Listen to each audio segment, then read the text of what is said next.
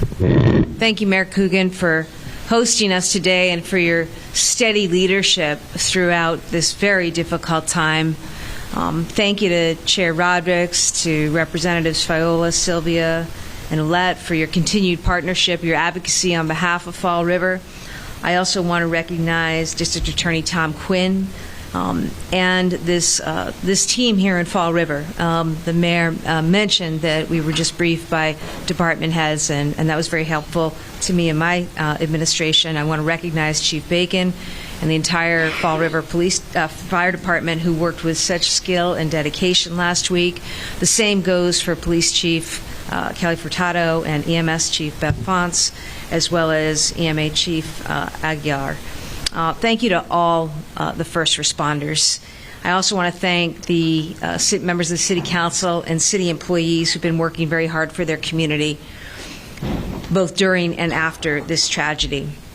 So I'm here today joined by our Secretary of Health and Human Services, Kiami Mahania, and our Secretary of Aging and Independence, Robin Lipson.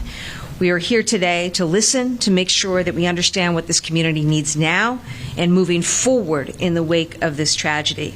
We're also here to discuss what we're doing as a state to ensure that tragedies like this don't happen again.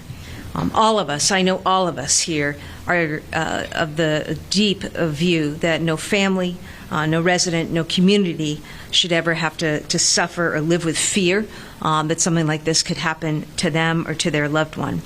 I want to start with firefighting resources.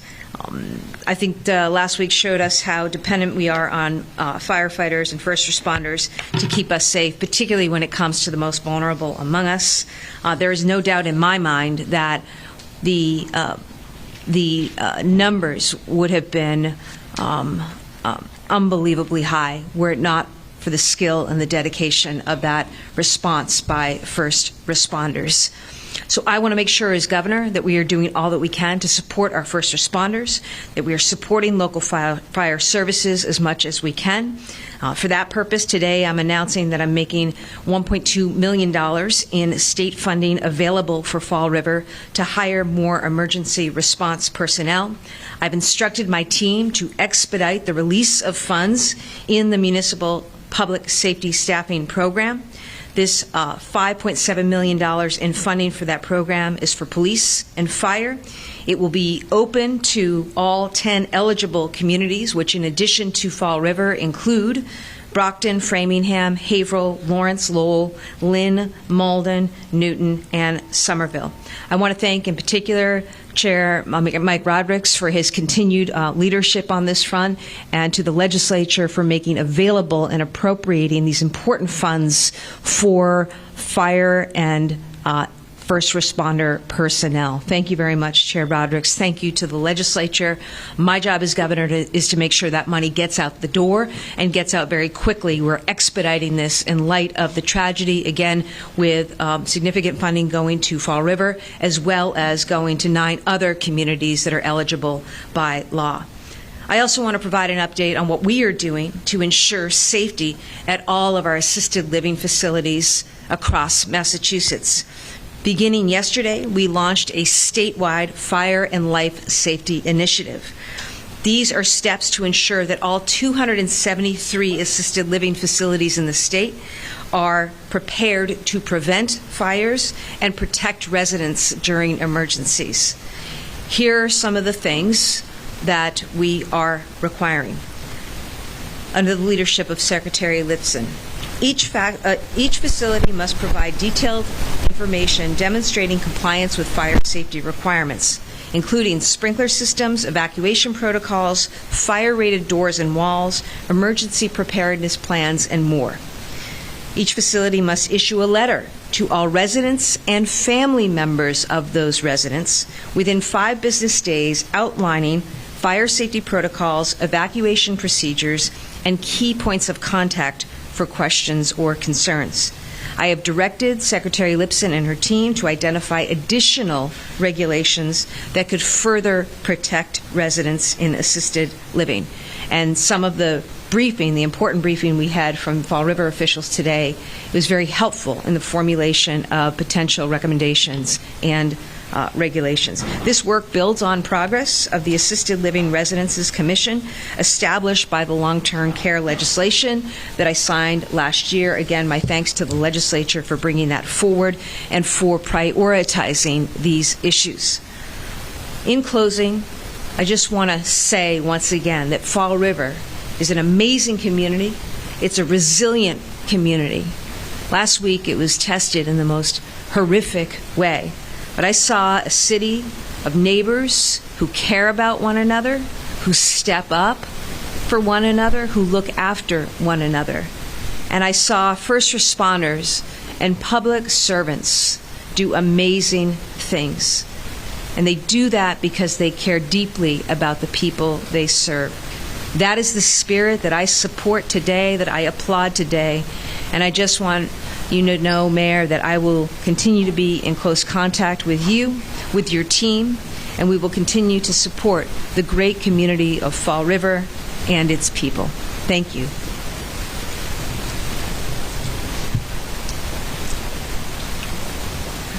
Governor, I think we're happy to take any questions on topic. Governor, are you acknowledging that the city did not have enough resources last week by allocating more money? Absolutely not. What I'm doing is underscoring what has always been my commitment to first responders, to public safety. You know, whether as Attorney General or now as Governor, we want to make sure that we are working with the legislature that I know prioritizes this, as seen by the fact that this is money that has been appropriated each year. My job is to make sure that money gets out the door as quickly as possible, and that's what we're doing today for Fall River and for these other communities.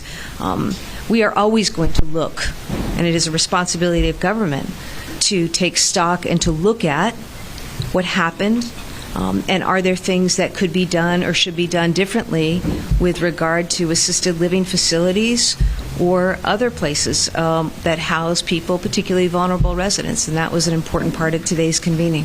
Governor, it seems like the new recommendation was done just days before this, and what they say was approved.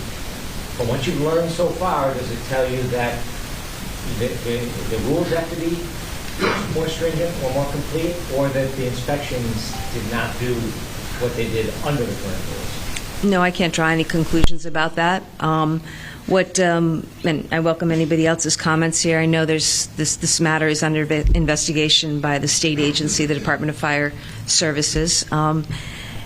And I think what's important here is that if there are things that could be done, if there are updates that need to be made, either by regulation or by legislation, you've got a team here that is committed to act. And it's not just a team in Fall River. I think that any elected official is ready to work in partnership with others at the state, local, and federal level to make sure that we're doing all that we can to secure and to ensure the public safety of all of our residents. And, you know, assisted living facilities, I mean, many of you have loved ones that you know in people that you care about in these facilities. They're growing. People are living longer.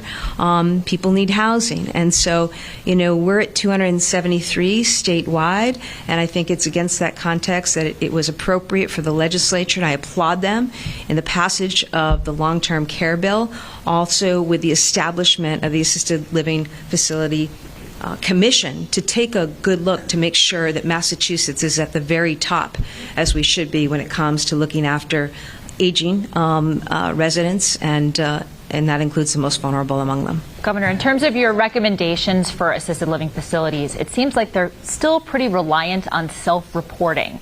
So what is going to be the enforcement arm of those recommendations? Will there be any more in-person state inspections of these facilities? And then for Secretary Lipson, really quickly, is there going to be any review of how state inspectors handled Gabriel House specifically in 2023? Well, let me offer this, and I'll invite Secretary Lipson to offer more. We're engaged right now. She is leading this commission alongside others, working with others on this commission, taking in information and making sure I know that what comes forward, what is brought forward, is the very best in terms of recommended next steps. And I can tell you that they are working as expeditiously as possible. They've been meeting over the last several months. In fact, they had a meeting just last Wednesday. And in light of the challenge and the tragedy here, they are going to be continuing to work over the coming weeks to make sure that any recommendations that come from that commission reflect important input and things that may have been learned through this terrible tragedy at Gabriel House. I don't know if you wish to say anything else. I'll just add one quick thing. Thanks, Governor, and thanks for that question. Just to clarify, so at a minimum, our team that certifies these residences do a visit, a very in-depth visit with a full day or two of preparation before an actual site visit. They do that at least every 2 years, but we have the authority to go out unannounced and more frequently than that, and we do. So just know that that's baseline. And then we asked each of the 273 buildings to complete a survey for us and to submit that within the next few weeks to affirm and confirm that they have all the proper fire safety mechanisms in place, that they can document all their recent drills and when they were and how many people attended and so forth. So we'll be taking in that information. We'll make sure we get it from every building, and then we may use that information to go out and to do additional oversight where warranted. And for the 2023 inspection, is there going to be any review of that? I mean, one thing that stuck out to me was there were sanitation issues in the building, bed bugs, and none of that came up in the state report. There are oftentimes findings from these visits. The residences must submit a plan of correction in order to be certified. So we have all that from 23. As complaints come up, as they always do, they are often directed to our ombudsman for assisted living, and then those complaints get reviewed and evaluated, and if a team needs to go back out and do another visit, they do. So thank you. This tragedy has not only affected over the communities who were there as a mutual aid that night, but it's not affected everyone nationwide. On scene, seeing the memorial, people come by, cry, doing the memorial families who were affected. Have you spoken to the paramedics who were on scene that night and discussed mental health resources? How did that look moving forward? I think it's early on in that initial conversation I had with Chief Bacon, that Monday morning that I was down after the fire. I think that was one of the first things we discussed because, it is absolutely the case that first responders and those who are on scene for horrific tragedies like this experience that trauma and need to have their own needs taken care of. It's so often the case that they all put their priority on the needs of others, right? And we commend them for that and their heroism and their willingness to serve in that way. It's also really important that we support their mental health. And as governor, I'm doing everything I can to make sure that we get those resources out to support first responders and those who serve. Why does it take a tragedy of this magnitude to sort of take a closer look at these facilities and try and make change? It didn't. That started before this. As I say, the legislature passed the long-term care facility law last year. The commission's underway. In fact, it was ready to come out with some recommendations, and then this happened. So I thought it was very prudent that more time be taken to make sure that anything that could have been learned from this experience, this tragedy, is accounted for. But I can tell you every day there are inspections happening across the state. There are drills and fire safety and protocols that are happening, engaged in by local officials and personnel, as well as state officials and personnel.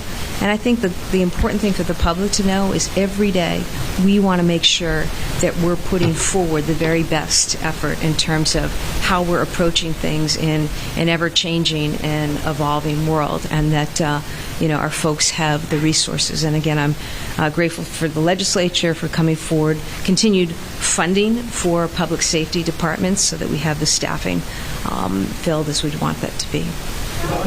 Question to